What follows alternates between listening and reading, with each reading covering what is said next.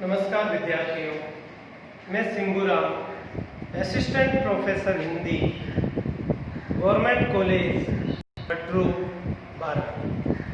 प्रिय विद्यार्थियों, इस वीडियो में हम बीए द्वितीय वर्ष हिंदी साहित्य प्रथम प्रश्न पत्र के अंतर्गत रीतिकाल की सामान्य प्रवृत्तियों का अध्ययन करेंगे।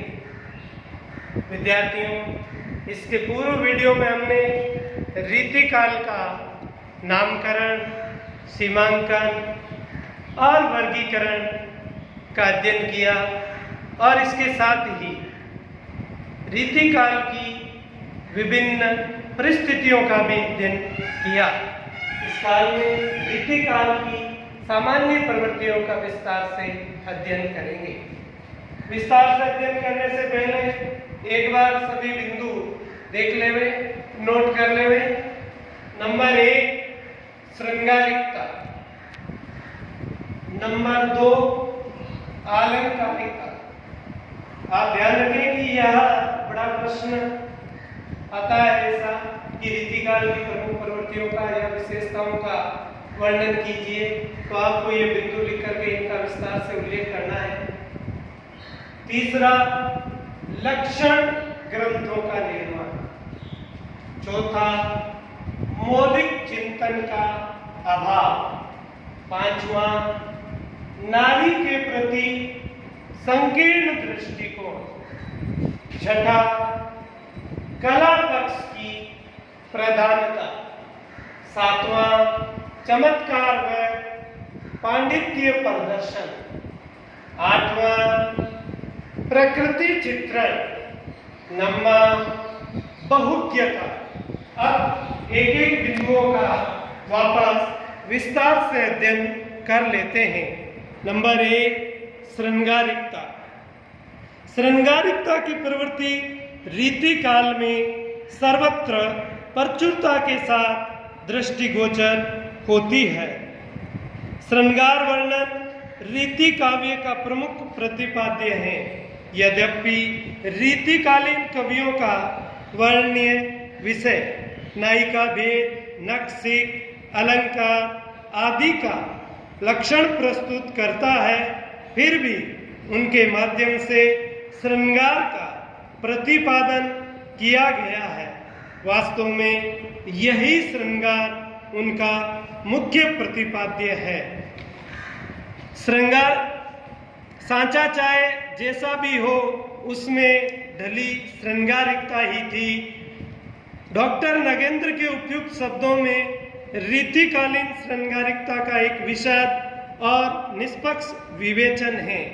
श्रृंगार रस के मोटे रूप से 2 भागों में विभक्त किया जा सकता है, संयोग और वियोग। इसमें श्रृंगार के संयोग और वियोग संयोग पक्ष के रूप में चित्रण में रीतिकालीन कवि विशेष सिद्धहस्त हैं। रीतिबद्ध कवि और रीतिमुक्त कवि वियोग पक्ष के चित्रण में सिद्धहस्त हैं। श्रृंगार का दूसरा पक्ष वियोग। रीतिकालीन साहित्यकारों में देव ने मुग्धा का चित्रण अधिक किया है, क्योंकि उनमें भावुकता का अतिरेक होता है। प्राय सभी रीति कवियों ने वियोगिनी की 10 दिशाओं का मनोरम चित्रण किया है। डॉक्टर भगीरथ मिश्र के शब्दों में श्रृंगारिकता के प्रति उनका दृष्टिकोण मुख्यतः भोगपरक था, इसलिए प्रेम के उच्चतर सोपानों की ओर वह नहीं जा सके। दूसरा बिंदु आलंकारिता। रीतिकाल में अलंकार प्रधान साहित्य लिखा गया। अलंकार की प्रवृत्ति प्रमुखता से देखी गई। चमत्कार, प्रदर्शन और रसिकता प्रधान युग में इस प्रवृत्ति का होना स्वाभाविक था। एक तो उस समय का विलासी राज दरबारी वातावरण था। बहुत सारे कवियों ने अलंकारों के लक्षण और उदाहरण रचे हैं। निसंदेह कहीं कहीं तो अलंकारों से बोझिल पंक्तियां भी मिलती है, परंतु कहीं कहीं अलंकारों के सुंदर प्रस्तुत विधान की योजना भी की गई है। तीसरा बिंदु, लक्षण ग्रंथों का निर्माण। रीति काल में कवि कर्म और आचार्य कर्म एक साथ चलते रहे। रीति मुक्त कवियों को छोड़कर प्राय इस काल के सभी कवियों ने लक्षण ग्रंथों का निर्माण किया है। रीतिबद्ध कवियों ने तो सीधे रूप से लक्षण और उदाहरण प्रस्तुत किए हैं। रीति सिद्ध कवियों ने केवल उदाहरण जुटाए, उन्होंने प्रत्यक्ष रूप से काव्यांग संबंधी किसी लक्षण को नहीं लिखा है। रीति युगीन साहित्यकार सर्वप्रथम भावुक हृदय वाला एक कोमल भावनाओं का चितेरा है। आचार्य कर्म तो उसे परवश निभाना पड़ा।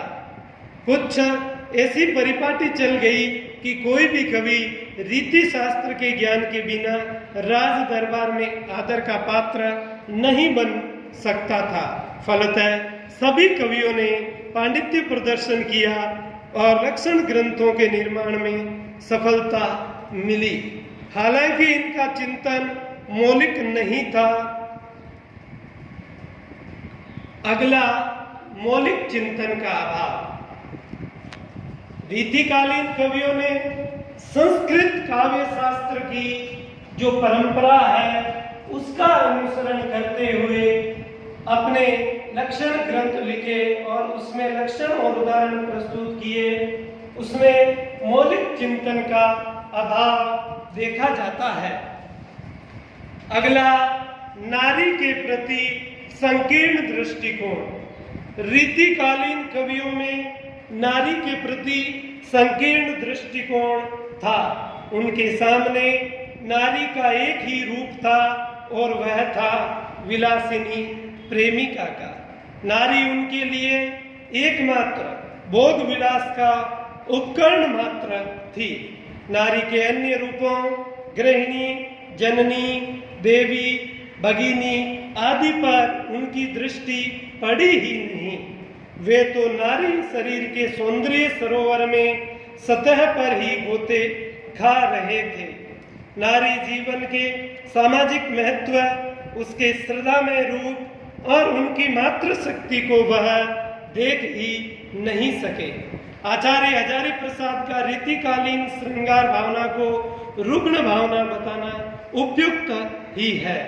हजारी प्रसाद ने लिखा है, यहाँ नारी कोई व्यक्ति या समाज के संगठन की इकाई नहीं है, बल्कि सब प्रकार की विशेषताओं के बंधन से यथासंभव मुक्त विलास का एक उपकरण मात्र है। इस प्रकार नारी की विशेषता इनकी दृष्टि में कुछ नहीं है, ये केवल पुरुषों के आकर्षण का केंद्र भर है। नारी जीवन के प्रति रीति कवि इस संकुचित दृष्टिकोण लिए हुए थे। अगला, कला पक्ष की प्रधानता। रीतिकाल कवियों में कला पक्ष की प्रधानता देखी जाती है। कला पक्ष में भाषा के अंतर्गत ब्रज भाषा की प्रधानता है और इसके साथ ही ब्रज भाषा की चरमोन्नति का यह काल था। अगला, चमत्कार व पांडित्य प्रदर्शन। चूंकि रीतिकाल के अधिकांश कवि किसी राज दरबार के आश्रय में रहते थे, अतः आश्रयदाता को प्रसन्न चित्त करना और उनकी प्रशंसा में ही वह उक्तियां लिखते थे। इसलिए चमत्कार व पांडित्य प्रदर्शन की भावना रीतिकाल में देखी जाती है। 8वां, प्रकृति चित्रण। आलम्बन रूप में प्रकृति चित्रण हुआ है। रीतिकाल में प्रकृति का चित्रण आलम्बन रूप में हुआ है। प्रकृति का आश्रय रूप अथवा स्वतंत्र रूप में कम चित्रण हुआ है और यह स्वाभाविक भी था, क्योंकि रीति कवि दरबारी कवि थे। उनके पास प्रकृति के उन्मुक्त प्रांगण में विचरने का अवकाश ही कम था। प्रकृति का चित्रण नायक और नायिका की मानसिक दशा के अनुकूल ही किया गया है। प्रकृति के उद्दीपन रूप का चित्रण षड ऋतु और 12 मासा के चित्रण पद्धति पर हुआ है। इन कवियों में सेनापति को प्रकृति चित्रण में काफी सफलता मिली है। वैसे रीतिकालीन कवि प्राय प्रकृति के प्रति तटस्थ ही रहे हैं।